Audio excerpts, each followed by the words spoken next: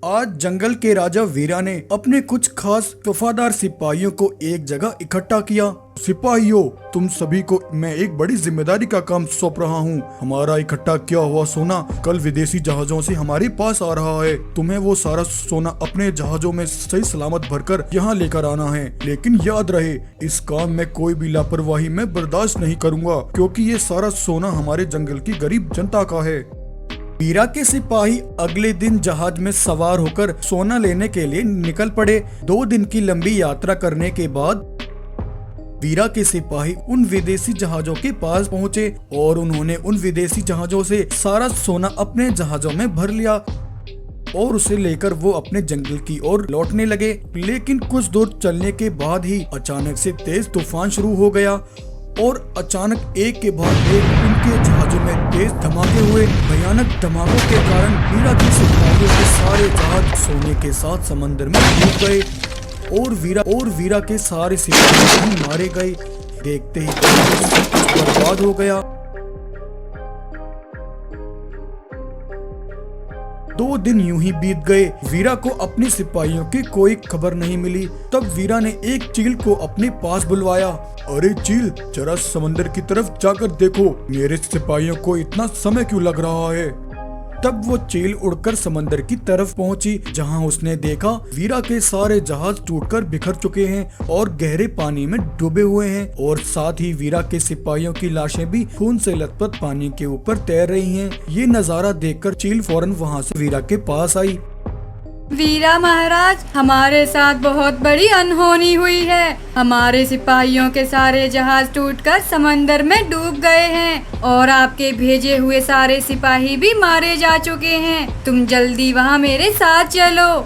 वीरा और उसके साथ कुछ जानवरों ने जब वहां पहुंचकर देखा तो वीरा के सिपाहियों की लाशें चारों तरफ खून से लथपथ समंदर में तैर रही थी। उनके आसपास का पानी भी खून से एकदम लाल हो गया था। वीरा के जहाज के टुकड़े पानी में डूबे हुए थे और सोने का तो कोई अता पता ही नहीं था। ये देखकर जंगल के गरीब जानवर जो कई दिनों से सोने की उम्मीद लगाए बैठे थे, उन सभी के चेहरों पर उदासी छा गई। हम सब कितने समय से इस सोने की उम्मीद लगाए बैठे थे। हमारे सारे सपनों पर पानी फिर गया। अब हमारे बच्चों का क्या होगा। तब ऐसे में वीरा ने जानवरों को समझाते हुए कहा, भाइयों, जो कुछ हुआ पूरा हुआ है, लेकिन ये समय ऐसे निराश बैठने का नहीं बल्कि ये पता लगाने का है कि आखिर ये सब कैसे हुआ है। क्या ये सिर्फ एक दुर्घटना थी या फिर ये सब हमारे साथ किसी ने जानबूझकर किया है। जहाज के टुकड़े और सिपाहियों की लाशें तो पानी में ही तैर रही हैं, लेकिन सोना वो तो कहीं भी नहीं नजर आ रहा है। मुझे एक बार पानी की गहराई में जाकर देखना होगा। तब वीरा ने एक सबमरीन का इंतजाम किया और वो सबमरीन में बैठकर समंदर के नीचे गहराई में गया। लेकिन बहुत छानने के बाद भी उसे समंदर के नीचे कुछ भी नहीं मिला। आखिर ऐसा कैसे हो सकता है। अगर ये सिर्फ एक दुर्घटना होती तो हमारे जहाज का सोना समंदर के नीचे ही मिलता, लेकिन यहाँ तो सोने का कोई भी नामो निशान नहीं है। इसका मतलब ये तो साफ है कि ये किसी ने जानबूझकर किया है और उसी ने सारा सोना अपने कब्जे में लिया है। मुझे उस गद्दार का पता लगाना होगा। तब वीरा जानवरों के पास गया। तुम सब अपनी उम्मीदें बिल्कुल मत खोना। मैं तुम सबसे वादा करता हूँ, तुम्हारी जिंदगी में खुशहाली जरूर आएगी और वो सोना भी मैं जल्द वापस लेकर आऊंगा। कुछ दिन यूं ही बीत गए। एक दिन एक मादा घोड़ा अपने बच्चे के साथ घास चरने जंगल में जा रही थी। तभी उसने देखा थोड़ी दूरी पर 3 पंखों वाले रंगीन चीता आपस में बातें कर रहे थे। अरे भाई, हमने वो कुछ दिन यूं ही बीत गए, लेकिन अब उस सोने को हम कहाँ छिपा कर रखें। इस जंगल में तो ऐसी कोई भी जगह नहीं है जहाँ हम उस खजाने को रख सकें। हाँ भाई, तुम बिल्कुल सही कह रहे हो। बड़ी मुश्किल से ही वो सोना हमारे हाथ लगा है। अगर वो भी हमारे हाथों से निकल गया तो फिर हम कंगाल हो जाएंगे।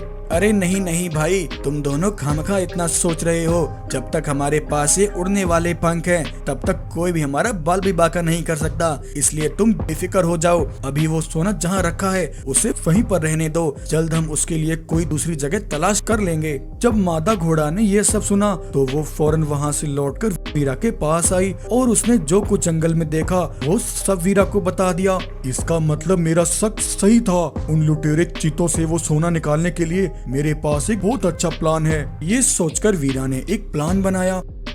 उधर उस जंगल में एक भालू और गोरिल्ला आपस में बातें करते हुए जा रहे थे। अरे गोरिल्ला भाई, क्या तुम्हें पता है हमारे इस जंगल की काली पहाड़ी के पीछे एक ऐसी रहस्यमयी गुफा है जिसके बारे में जंगल में किसी को नहीं पता। सालों से वो गुफा ऐसे ही वीरान पड़ी है। मुझे तो उस गुफा की तरफ जाने में भी डर लगता है भाई। रंगीन चीतों ने जब गोरिल्ला और भालू की ये बातें सुनी तो वो फौरन उड़कर काली घाटी के पीछे उस गुफा तक पहुँचे। चलो भाई, हमारा काम तो आसान हो गया। हमें सोना छुपाने के लिए एक सुरक्षित जगह मिल गई।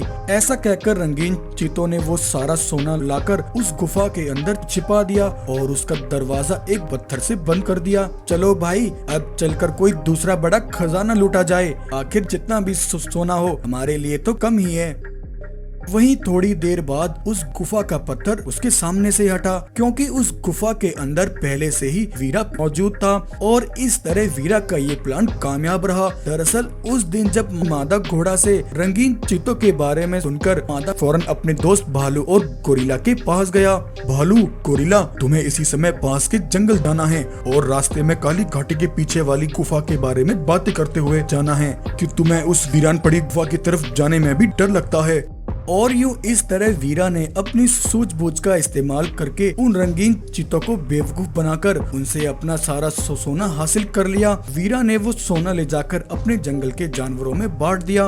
वीरा महाराज, आपकी जय हो, आपने अपना वादा पूरा किया।